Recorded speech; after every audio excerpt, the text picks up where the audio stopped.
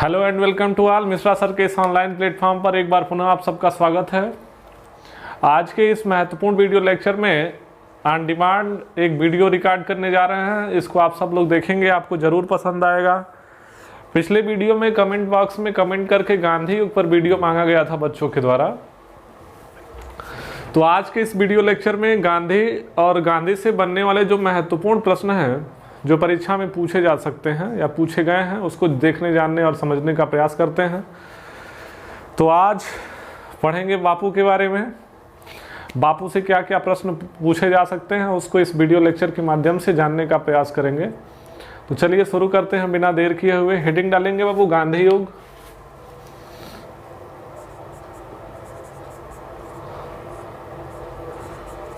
यदि वीडियो लंबा जाएगा तो इसको दो वीडियो के माध्यम से कवर करने का प्रयास किया जाएगा और एक वीडियो में यदि 20-25 मिनट में बात बन जाती है तो एक वीडियो में इसको कंप्लीट किया जाएगा।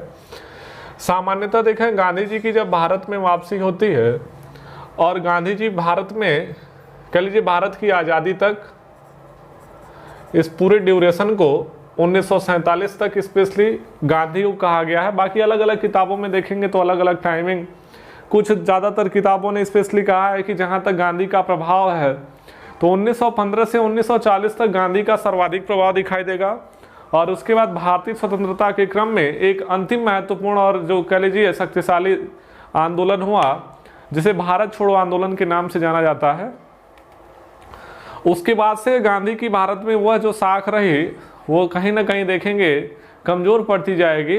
और अंततोगत्वा आप सब जानते हैं 30 जनवरी 1948 को एक आम सभा में प्रार्थना के दौरान नाथूराम गोडसे के द्वारा गोली मार करके हत्या कर दी गई थी गांधी जी की।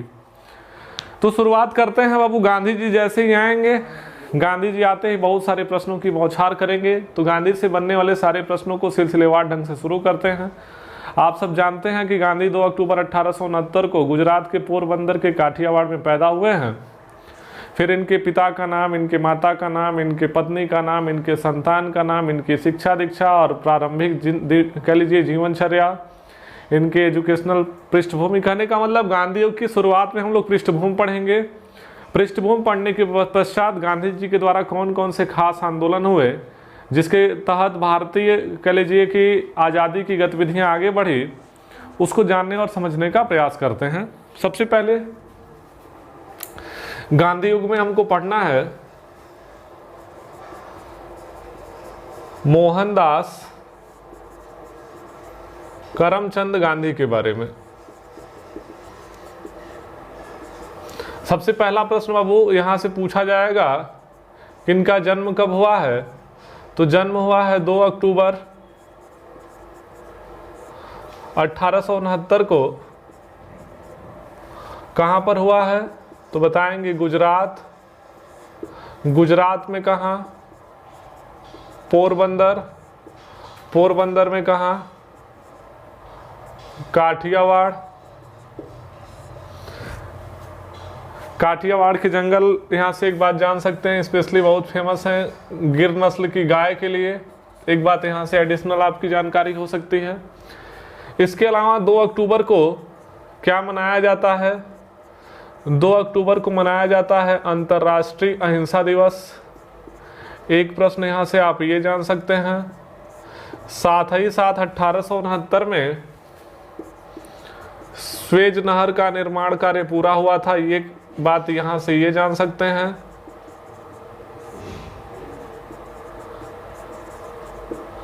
दूसरी बात यहीं से एक बात आपको और जानकारी मिल सकती है, यदि आपसे कोई पूछे कि स्वेज नहर का राष्ट्रीयकरण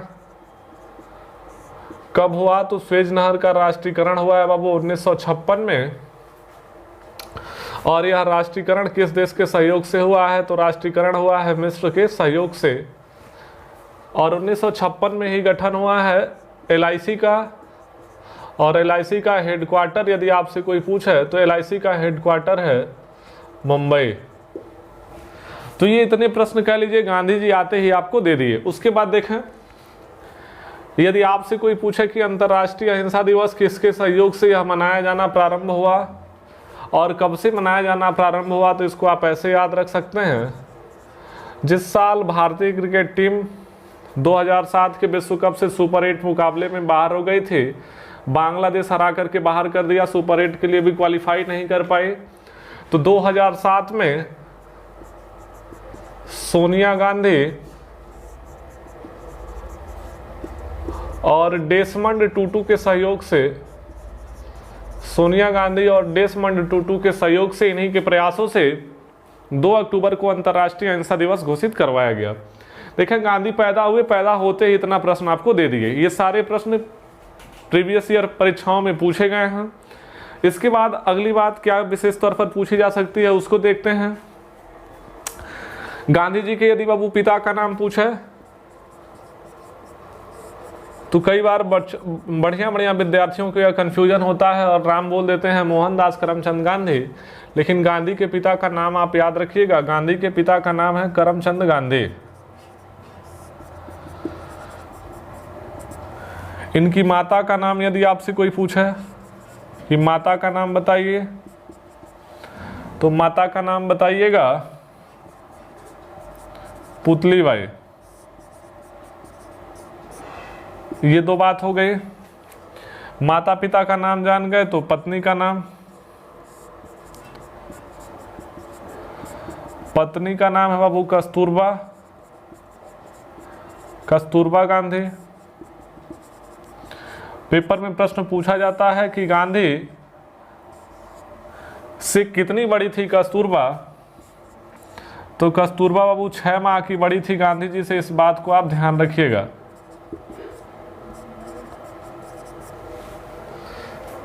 पिता माता पत्नी का नाम हो गया, तो संतान के नाम देख लेते हैं।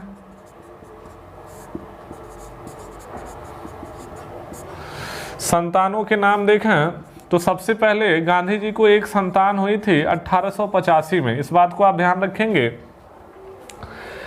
जिस साल कांग्रेस की स्थापना हुई उसी साल गांधी जी को एक संतान हुआ। 1885 में इनको पहली संतान हुई, जिसकी थोड़े दिन बाद मृत्यु हो गई। थोड़े दिन बाद मृत्यु। और इसी साल गांधी के पिता की भी मृत्यु हुई है। इस बात को ध्यान रखेंगे। इसके अलावा गांधी जी के और ने 4 संतान हुए। तो पहला बाबू 85 में हुए। 85 के बाद 3 साल का गैप है, तो 4 बच्चों के नाम। सबसे पहला जो बेटा है बाबू उसका नाम है हरिलाल, उसके बाद है मणिलाल, उसके बाद है रामदास, उसके बाद पारुक देवदास। है कि नहीं? तो हरिलाल 85 के बाद 3 साल का गैप है। 85 के बाद 1888, 3 साल के बाद 4 साल का गैप है। 88 के बाद 1892।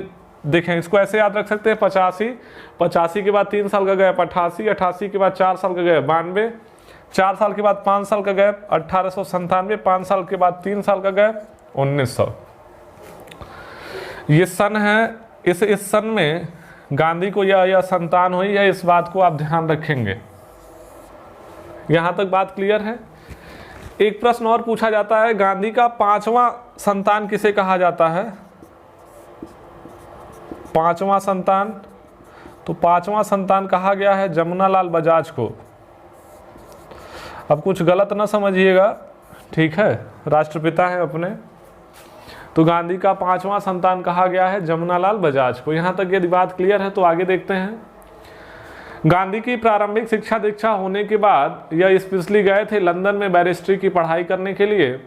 और बैरिस्ट्री की पढ़ाई करने के पश्चात जब यह 1891 में आएंगे तो अपने नौकरी के लिए कह लीजिए बम्बई में प्रैक्टिस करेंगे। उसके बाद राजकोट में जो कह लीजिए आवश्यकता पड़ती थी उनके लिए यह पैरवी किया करते थे।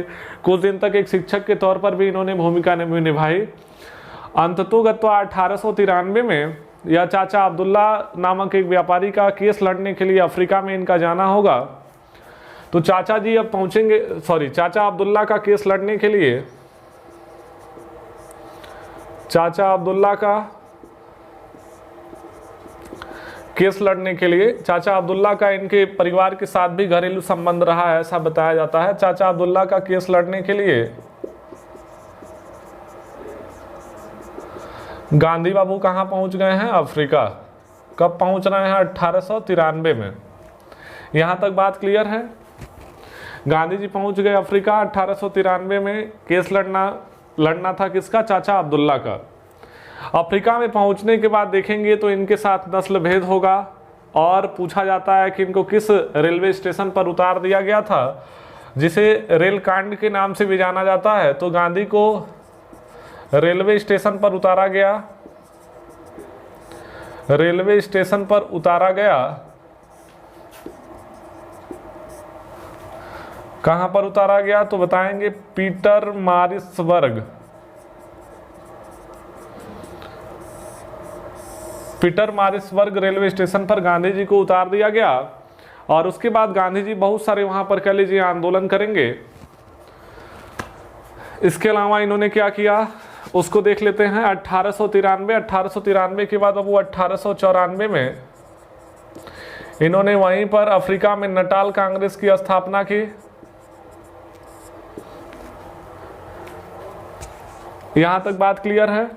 और आगे क्या क्या प्रश्न बन सकते हैं? गांधी जी ने अफ्रीका में बहुत सारी समस्याओं को लेकर के सत्याग्रह करना प्रारंभ किया, जिसके एवज में इन्होंने कह लीजिए कि कैसे अपनी बात को लोगों के सामने रखा जाए, कैसे अपनी बात को लोगों के सामने प्रचारित और प्रसारित किया जाए।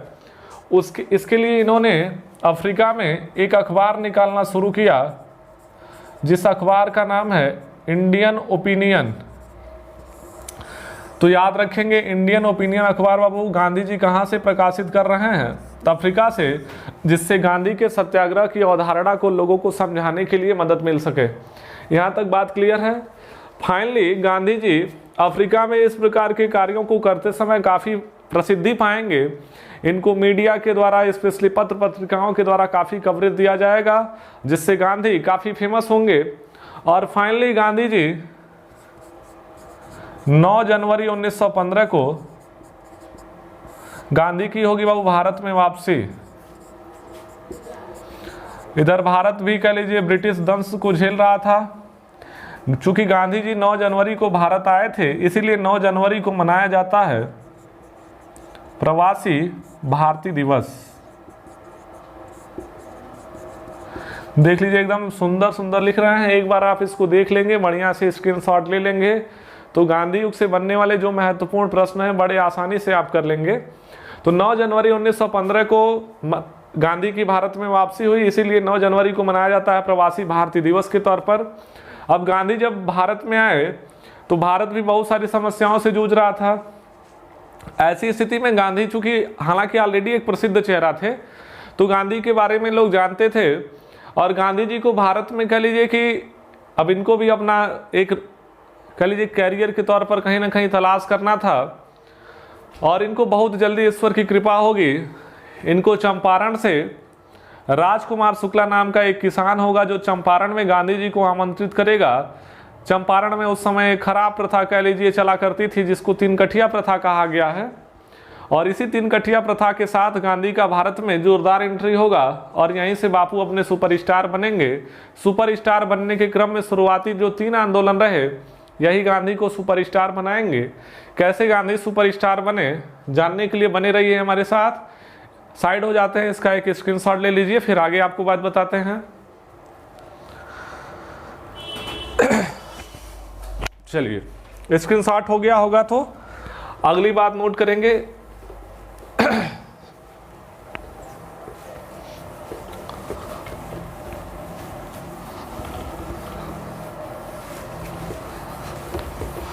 अब देखें क्या हुआ।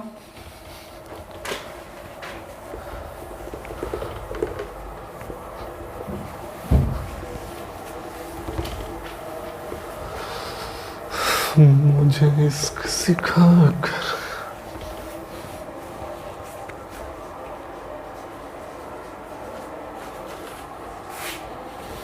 चलिए अब देखें, जब गांधी जी की भारत में वापसी हुई, भारत में वापसी के क्रम में 1916 में सबसे पहले एक बात जान लें, साबरमती आश्रम की स्थापना हुई।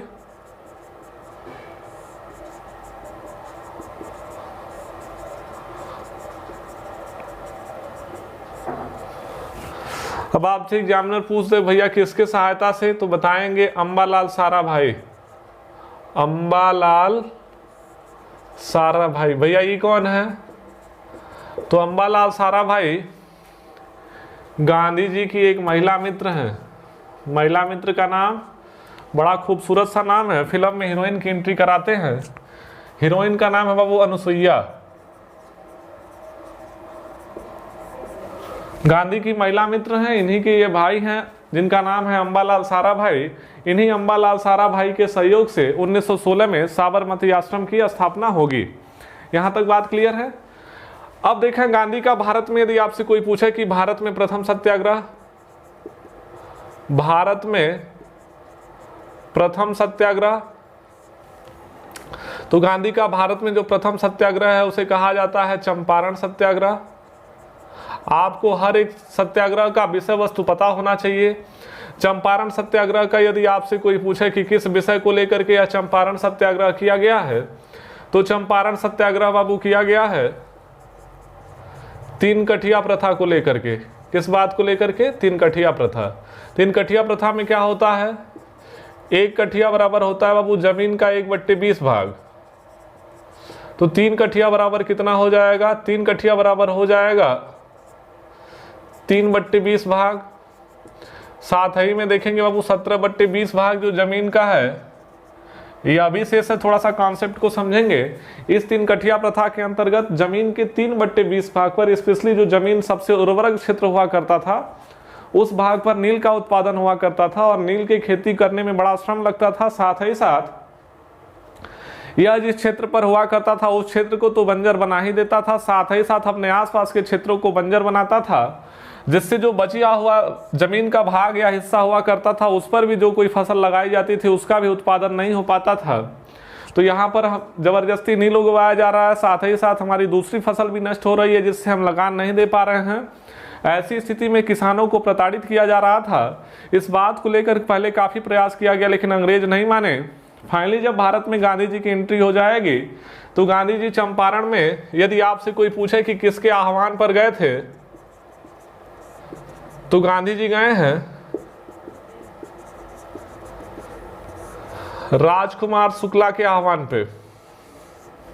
राजकुमार शुक्ला और गांधी की एक पहली मुलाकात इसके पहले भी एक बार हो चुकी है। यदि आपसे पूछे एग्जामिनर कहां पर, तो बताइएगा लखनऊ में। लखनऊ में पूछे कहां पर, तो बताइएगा हजरतगंज में। इतिहास के किसी भाग को पढ़ना हो एक बार ऑफलाइन क्लास में आइए, इतिहास फील करा देंगे, गारंटी है। यहाँ पर स्पेशली अपने ही बात बोलना है, समझना है। तो देखेंगे फिर भी आपको एक बेहतर कंटेंट देने का प्रयास किया जा रहा है इस वीडियो लेक्चर में। तो तीन कठिया प्रथा के अंतर्गत जमीन के 3/20 भाग पर अंग्रेजों के द्वारा नील की खेती कराई जा रही थी। अब यहाँ से एक बात और भी आप ध्यान रखेंगे, यहाँ पर एक सीन, जब गांधी की भारत में एंट्री हुई है तो वैश्विक स्तर पर आप सब यह जानते होंगे, इतना उम्मीद आपसे की जाती है, 1914 से 1918 के मध्य प्रथम विश्व युद्ध चल रहा है। और इस प्रथम विश्व युद्ध में कुल कितने देशों ने भाग लिया था? बड़ा आसान है याद करना, 4 में से 1 घटा दीजिएगा 3, 8 में से 1 घटा दीजिएगा 7। प्रथम विश्व युद्ध में बाबू कुल 37 देशों ने भाग लिया हुआ था। तो गांधी की जब भारत में एंट्री हुई है तो कह लीजिए कहीं ना कहीं अंग्रेज जो है, ब्रिटिशर्स, वो इस प्रथम विश्व युद्ध में भी व्यस्त हैं। ऐसी स्थिति में गांधी के लिए चंपारण सत्याग्रह कोई बड़ा मुश्किल नहीं हुआ। अब गांधी जी चंपारण में पहुंचेंगे, इनके साथ बहुत सारे कह लीजिए तत्कालीन समय के नेता, वहां के स्थानीय नेता इस सत्याग्रह में भाग लेंगे। इसी को गांधी का भारत में प्रथम सत्याग्रह कहा जाता है। और गांधी जी जैसे ही पहुंचते हैं, चूंकि एक प्रश्न और ध्यान रखेंगे, यदि आपसे कोई पूछे कि प्रथम विश्व युद्ध के दौरान वह दूसरा कौन सा देश था जो नील का उत्पादन करने लगा था, तो आप बता देंगे जर्मनी। ऐसी स्थिति में इंग्लैंड के लिए कोई और दिक्कत नहीं थी कि वो नील के लिए कुछ ज्यादा इतना बड़ा आंदोलन को दमन करने का प्रयास करते, जिससे स्थिति और बिगड़ती और अंग्रेजों का कहीं ना कहीं ध्यान भटकता। चूंकि ऑलरेडी उनके पास पहले विश्व युद्ध में सैनिकों की संख्या कम पड़ रही थी, इस वजह से चाहते थे कि यह आंदोलन शांतिप्रिय ढंग से खत्म हो जाए। गांधी को बातचीत करके बात क्लियर किया गया। फाइनली गांधी बड़े आराम से, बड़े धूमधाम से चंपारण सत्याग्रह इनका सफल हो गया। जब बड़े धूमधाम से चंपारण सत्याग्रह सफल हो गया तो यहीं पर है बाबू RNT मतलब रविन्द्रनाथ टैगोर समझिएगा, और MKG मतलब मोहनदास करमचंद गांधी को समझेंगे। रविन्द्रनाथ टैगोर हैं, मोहनदास करमचंद गांधी को देखने के बाद कहते हैं कि इतने दिन से यह आंदोलन या इतने दिन से यह खराब प्रथा चली आ रही थी, कोई समाप्त नहीं कर पा रहा था, यह समाप्त किया है, यह नॉर्मल आदमी नहीं है, यह क्या है, महात्मा है। तो रविन्द्रनाथ टैगोर ने मोहनदास करमचंद गांधी को यहीं पर महात्मा कहा। गांधी जी अपने भावुक हो गए, मस्त आदमी हैं। तो मोहनदास करमचंद गांधी ने बाबू रविन्द्रनाथ टैगोर को कहा कि गुरुदेव आप ही का आशीर्वाद है, लीजिए। रविन्द्रनाथ टैगोर ने मोहनदास करमचंद गांधी को महात्मा कह दिया और महात्मा गांधी ने इनको गुरुदेव की उपाधि दे दी। यहाँ तक बात क्लियर है। एक बार पुनः रिवाइज कर लेते हैं। गांधी का भारत में पहला सत्याग्रह पूछा तो चंपारण सत्याग्रह बताएंगे। कब हुआ है? 1917 में हुआ है, इस बात को आप ध्यान रखेंगे। किस विषय को लेकर के था? तीन कठिया प्रथा को। तीन कठिया प्रथा में होता क्या था? जमीन के 3/20 भाग पर जबरन नील की खेती करवाई जाती थी। बड़े धूमधाम से खत्म हो गया। इसी में RNT मतलब रविन्द्रनाथ टैगोर ने मोहनदास करमचंद गांधी को महात्मा कहा। महात्मा गांधी ने इनको गुरुदेव की उपाधि दे दी। इसके अलावा यदि आपसे कोई पूछे बाबू गांधी के राजनीतिक गुरु का नाम,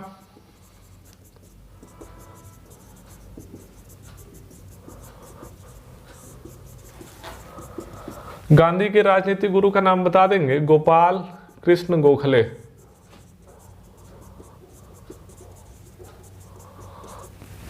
यहीं से देख लेते हैं यदि आपसे गांधी के आध्यात्मिक गुरु का नाम, गांधी के आध्यात्मिक गुरु का नाम यदि आपसे कोई पूछे तो बताइएगा लियो टॉलस्टॉय। जब अफ्रीका में थे, लियो टॉलस्टॉय को पढ़ करके उनके विचारों से यह काफी प्रभावित होंगे। गांधी की प्रिय पुस्तक, जहां कहीं मैटर फंसता था इसी किताब का सहारा लेते थे, ऐसा गांधी कहते हैं, तो बता देंगे बाबू गीता। और क्या बता दें गांधी के बारे में? गांधी की आत्मकथा यदि आपसे कोई पूछे, गांधी की आत्मकथा, गांधी की आत्मकथा यदि आपसे कोई पूछे तो बताएंगे एक्सपेरिमेंट विद माई ट्रूथ, सत्य के साथ मेरा अनुप्रयोग या सत्य के साथ मेरा प्रयोग। ये हो गई गांधी की आत्मकथा। गांधी के राजनीतिक गुरु गोपाल कृष्ण गोखले, लियो टॉलस्टॉय, ये सारी बात आपको बता दिया।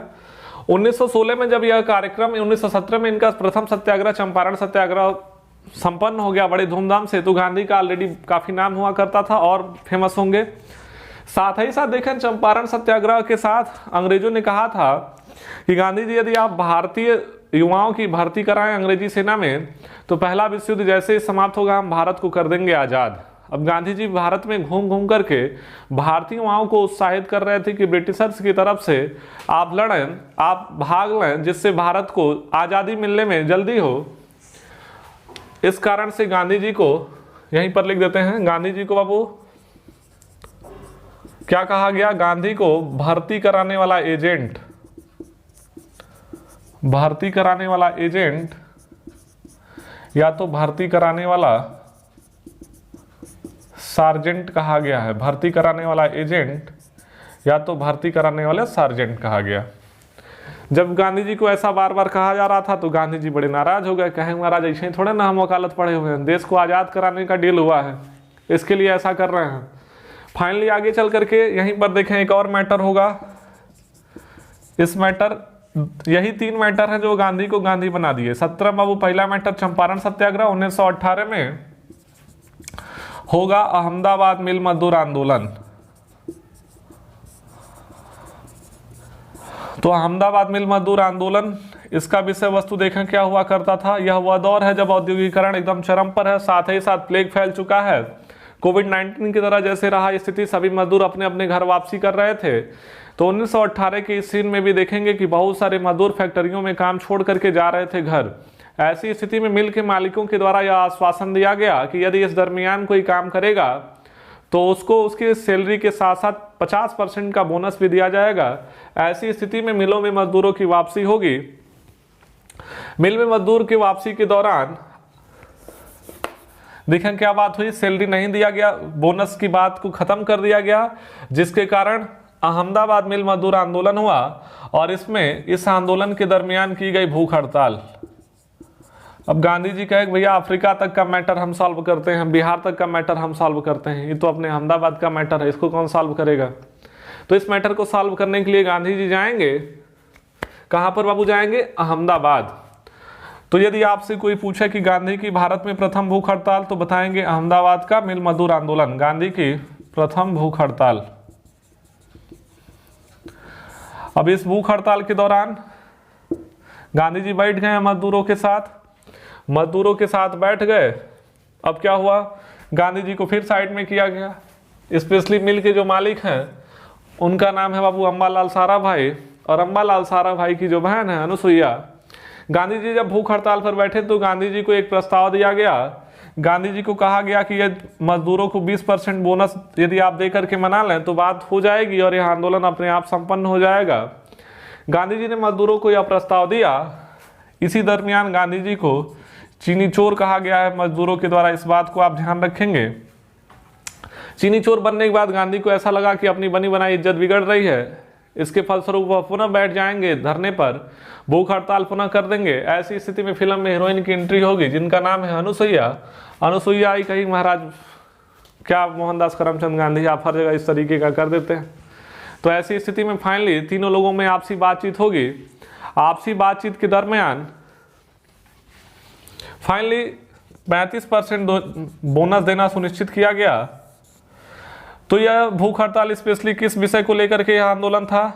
तो बाबू विषय याद रखेंगे, विषय जो है वो है प्लेग बोनस। प्लेग बोनस कितना देने की बात की गई? प्लेग बोनस देने की बात की गई 50%, प्रस्ताव दिया गया 20%, फाइनल हुआ 35% का, इसमें याद रखेंगे। ठीक है, तो गांधी की भारत में यह प्रथम भूख हड़ताल है, इस बात को आप अच्छे से ध्यान रखें। 1918 के पश्चात 1918 में एक और होगा जिसको कहा गया है खेड़ा सत्याग्रह। खेड़ा सत्याग्रह का बस सन ही आपको याद रखना है। यह स्पेशली कर वृद्धि को लेकर के था और गुजरात के खेड़ा में ही कर वृद्धि कर दी गई थी अंग्रेजों के द्वारा, और इस कर वृद्धि के खिलाफ गांधी ने प्रोटेस्ट किया और अंग्रेजों ने जो बढ़ाई हुई वृद्धि थी उसको वापस ले लिया। यह 3 आंदोलन गांधी को सुपरस्टार बना दिया भारत में। अब देखें यह दौर वो है जब भारत में गरम दल में स्पेशली 3 लोगों का काफी बोलबाला हुआ करता था और उन्हीं की गतिविधियां चल रही थी। ऐसी स्थिति में अंग्रेजों ने भारतीय क्रांतिकारियों की गतिविधियों को रोकने के लिए सिडनी रॉलेट की अध्यक्षता में बाबू एक एक्ट बनाया जिसका नाम है रॉलेट एक्ट। कौन सा एक्ट बनाया? Rowlatt act. रॉलेट एक्ट बाबू पास होगा और मार्च 1919 में रॉलेट एक्ट लागू हो जाएगा। इस रॉलेट एक्ट का स्पेशली रॉलेट एक्ट में हुआ क्या करता था कि किसी को भी कहीं से भी बिना किसी कारण बताए कहीं से भी गिरफ्तार किया जा सकता था, और स्पेशली यह भारत में बढ़ती क्रांतिकारी गतिविधियों को रोकने के लिए किया गया था। अब इस रॉलेट एक्ट को बाबू गांधी जी ने काला कानून कहा। कुछ महत्वपूर्ण स्टेटमेंट है, पूछा जाता है। गांधी जी ने रॉलेट एक्ट को क्या कहा है? काला कानून कहा है। रॉलेट एक्ट के संदर्भ में मोतीलाल नेहरू MLN लिख दे रहे हैं, पूरा नाम है, ध्यान से सुनेंगे तो एक एक बात बड़े आसानी से क्लियर हो जाएगी। मोतीलाल नेहरू, मोतीलाल नेहरू ने इसे बिना दलील, बिना अपील, बिना वकील के कानून कहा है। बिना दलील, बिना दलील, बिना अपील और बिना वकील के कानून कहा। अब साथ ही साथ देखें इसी रॉलेट एक्ट का प्रयोग करके पंजाब के 2 महत्वपूर्ण क्रांतिकारी रहे। एक का नाम है बाबू सैफुद्दीन किचलू और एक का नाम है सत्यपाल मलिक। तो सैफुद्दीन किचलू और सत्यपाल मलिक को गिरफ्तार कर लिया गया।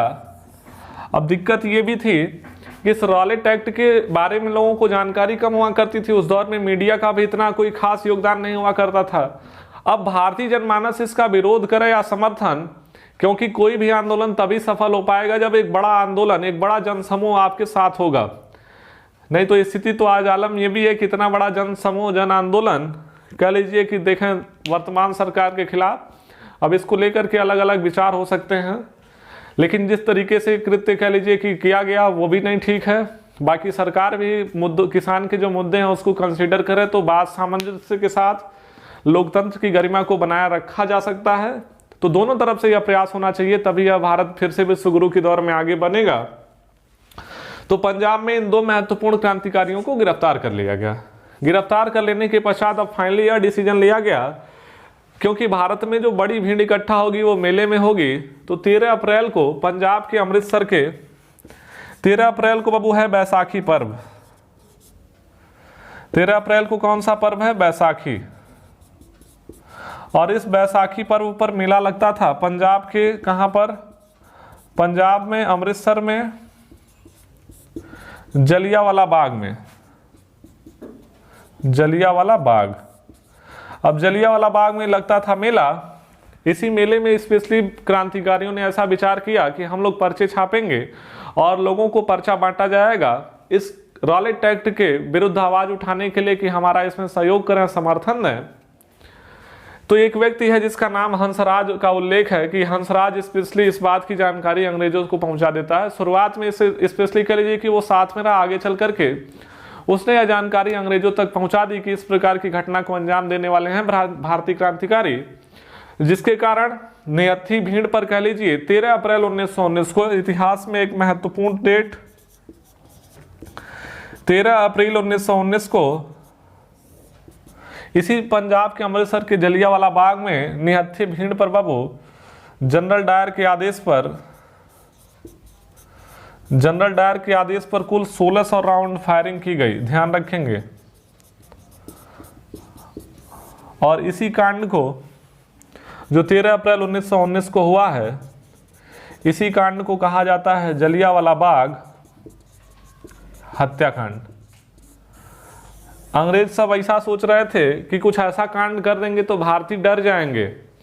भारतीय डरे नहीं, पड़ गया अंग्रेजों के लिए मामला उल्टा। और इसके बाद से तो भारत में जबरदस्त क्रांतिकारी गतिविधियां बढ़ेंगी। यहां तक कि यदि सारी बात क्लियर है तो हम साइड हो जाते हैं। इसका एक स्क्रीनशॉट ले लीजिए। स्क्रीनशॉट लेने के बाद अगले 5-7 मिनट कुछ और इस मुद्दे पे बात करेंगे। काफी बड़ा टॉपिक है, धीरे धीरे करके 2-3 वीडियो के माध्यम से इसको बताने और समझाने का प्रयास करेंगे। 1915 से लेकर के 1947-48 तक का इतिहास है, तो थोड़ा सा समय लगेगा इसमें। इसका एक स्क्रीनशॉट लेना, फिर आगे बात करते हैं।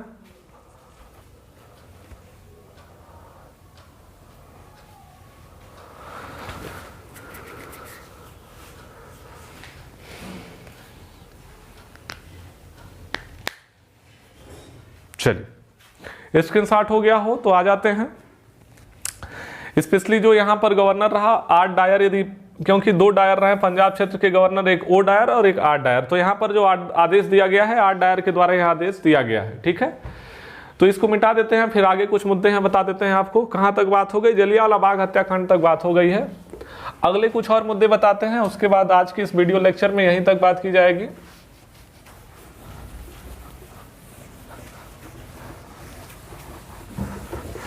जलियांवाला बाग हत्याकांड के बाद अब विचार यह किया गया, इसके पहले प्रश्न और यहां से बन जाते हैं, उसको सुन लेंगे। यदि आपसे कोई पूछे कि रॉलेट एक्ट का विरोध करने के लिए गांधी जी ने क्या सुझाव दिया था, तो रॉलेट एक्ट का विरोध करने के लिए गांधी जी के द्वारा सत्याग्रह सभा के गठन का सुझाव दिया गया था। यह भी एक महत्वपूर्ण बात पेपर में कभी कभार पूछ लिया जाता है, तो इसको आप अच्छे से ध्यान रखेंगे। आगे क्या क्या महत्वपूर्ण बात, यहीं पर कह लीजिए कि एक और आंदोलन शुरू हुआ। एक आंदोलन शुरू होगा बाबू, खिलाफत आंदोलन। खिलाफत आंदोलन का भी टाइम पीरियड कह लीजिए इसी 1919 से लेकर के चौरी चौरा कांड तक है। और खिलाफत आंदोलन के साथ साथ एक और आंदोलन शुरू किया गया जिसको कहा गया है असहयोग आंदोलन। असहयोग आंदोलन की शुरुआत बाबू 1 अगस्त 1920 से होती है। बाल गंगाधर तिलक की मृत्यु के साथ ही असहयोग आंदोलन को प्रारंभ किया गया। खिलाफत आंदोलन स्पेशली देखें, जो इस्लाम में व्यवस्था है खलीफा की, तो तुर्की के जो स्पेशली खलीफा हैं इन्हीं लोगों के द्वारा यह शुरुआत में आंदोलन किया गया था। मुस्तफा कमाल पाशा नाम हुआ करता था। फाइनली भारत में गांधी जी ने ऐसा विचार किया कि भारतीय जो मुसलमान हैं वह इस राष्ट्रवादी क्रांतिकारी गतिविधियों में बढ़ चढ़ करके भाग लें, तो जिसके कारण उन्होंने कहा कि उस मूवमेंट को हम भारत में भी शुरू करते हैं। तो बाद में आगे चल करके खिलाफत कमेटी बनी। खिलाफत कमेटी के अध्यक्ष भी बनाए गए मोहनदास करमचंद गांधी। हालांकि खिलाफत आंदोलन को शुरुआत में बढ़ चढ़ कर लीड कर रहे थे अली बंधु। आगे चल करके असहयोग आंदोलन के लिए देखेंगे गांधी के आह्वान पर ही एक तिलक फंड बनाया जाएगा। किसके आह्वान पर? गांधी के आह्वान पर। गांधी के आह्वान पर बनाया गया बाबू तिलक फंड। और इस तिलक फंड में 1 करोड़ रुपया जुटा जिससे क्रांतिकारी गतिविधियां आगे संचालित की जा सकें। असहयोग आंदोलन का यदि आपसे प्रतीक चिन्ह पूछे, असहयोग आंदोलन का प्रतीक चिन्ह तो बता देंगे खादी और चरखा। और क्या यहां से प्रश्न बन सकता है? असहयोग आंदोलन को लेकर के देखें, प्रस्ताव पर भी कभी कभी प्रश्न बन सकता है। प्रस्ताव देखेंगे कलकत्ता विशेष अधिवेशन में जब रखा गया, कलकत्ता विशेष अधिवेशन की अध्यक्षता किए हैं लाला लाजपत राय। लाला लाजपत राय, जब लाला लाजपत राय ने यह कांग्रेस अधिवेशन की अध्यक्षता की 1920 के कलकत्ता विशेष अधिवेशन की, तब मोहनदास करमचंद गांधी ने इसका प्रस्ताव रखा, लेकिन यह प्रस्ताव पास नहीं हो पाया, यह प्रस्ताव फेल हो गया। फाइनली नागपुर अधिवेशन में, यह भी 1920 में हुआ है, यह दोनों अधिवेशन बाबू 1920 में हुए, ध्यान रखेंगे, जिसकी अध्यक्षता कर रहे थे वीर राघवाचार्य। वीर राघवाचार्य, और वीर राघवाचार्य जब अध्यक्षता कर रहे थे तो असहयोग का प्रस्ताव जो रखा गया है CR दास, चित्तरंजन दास, जो कि राजनीतिक गुरु हुआ करते थे सुभाष चंद्र बोस के, तो इस नागपुर अधिवेशन में फाइनली असहयोग का प्रस्ताव शुरू हुआ। इस बात को ध्यान रखेंगे, यद्यपि इसकी शुरुआत हो गई थी 1 अगस्त 1920 को, लेकिन यहां से कब, जब तकनीकी तौर पर थोड़ा कॉन्सेप्चुअल लेवल पर प्रश्न पूछे जा सकते हैं, तब इसी तरीके के प्रश्न आपको पेपर में देखने को मिलेंगे। असहयोग आंदोलन बहुत बढ़िया चल रहा था। असहयोग आंदोलन का यदि आपसे कोई विरोध पूछे तो असहयोग आंदोलन के विरोध के तौर पर एक, कह लीजिए उस दौर में फेमस नाम हुआ करता था एनी बेसेंट का। असहयोग आंदोलन का शुरुआती दौर में इन्होंने, कह लीजिए कि इसका विरोध किया। असहयोग आंदोलन के अंतर्गत स्पेशली गांधी का यह विचार था कि असहयोग आंदोलन यदि सफल हो गया तो बहुत जल्दी भारत को स्वराज मिल जाएगा, और सभी स्तर पर, कह लीजिए कि चाहे वो प्रशासन स्तर पर हो, अंग्रेजों का किसी भी स्तर पर हम लोग क्या करेंगे, असहयोग करेंगे, इनका किसी भी तरीके से सहयोग नहीं करेंगे, और जब यह सहयोग नहीं मिल पाएगा तो अंततोगत्वा इनको भारत छोड़ना ही पड़ेगा, इनकी मजबूरी होगी। इसी विचार के साथ ये आंदोलन काफी ठीक ठाक चल रहा था, लेकिन गोरखपुर स्थित चौरी चौरा बाजार में बाबू एक मैटर हो गया 5 फरवरी 1922। यद्यपि इस डेट को लेकर के बहुत विवाद है, लेकिन जब कभी भी यह प्रश्न पेपर में आया है 5 फरवरी 1922 को ये आयोग सही मानते हैं। यदि 5 फरवरी 1922 नहीं आता है तब 4 फरवरी 1922 के साथ आप जाइएगा। 5 फरवरी 1922 को चौरी चौरा कांड हुआ, और इस चौरी चौरा कांड में 22 पुलिसकर्मी जो कह लीजिए शहीद हो गए, और इसी चौरी चौरा कांड से दुखी होकर के आंदोलन का रूप, कह लीजिए कि हिंसात्मक हो गया। हिंसात्मक हो जाने के कारण गांधी जी ने वारदौली से असहयोग आंदोलन को वापस करने का फैसला सुना दिया। असहयोग आंदोलन वापस ले लिया, और असहयोग आंदोलन वापस ले लेने से बहुत सारे भारतीय क्रांतिकारियों के विश्वास को ठेस पहुंचा। फाइनली अब देखेंगे हुआ क्या। असहयोग आंदोलन को वापस ले लेने के कारण सुभाष चंद्र बोस ने इसको बाबू राष्ट्रीय संकट कहा, और यहां से बहुत सारे रास्ते, अब अलग अलग क्रांतिकारियों के अलग अलग रास्ते अपनाए जाएंगे, जिसमें 2 प्रमुख नेता CR दास और मोतीलाल नेहरू के द्वारा इलाहाबाद से एक नई पार्टी का गठन किया जाएगा, जिसको कहा जाएगा स्वराज पार्टी।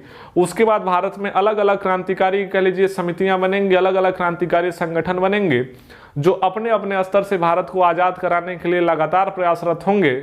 उन सभी बातों की चर्चा की जाएगी अगले वीडियो में। जानने के लिए बने रहिए हमारे साथ। यदि आपको हमारा यह वीडियो अच्छा लग रहा हो, यदि आपको हमारा कंटेंट अच्छा लग रहा हो तो वीडियो को लाइक करें, शेयर करें, चैनल को सब्सक्राइब करें, बेल आइकन अवश्य दबाएं, जिससे अगली नोटिफिकेशन आपको मिल सके और आप इस लेक्चर का भरपूर आनंद ले सकें, जिससे आप अपनी पढ़ाई को अनवरत रूप से जारी रख सकें। आगे कल स्पेशली देखेंगे तो UPSI के संदर्भ में लेकर के एक हियरिंग है।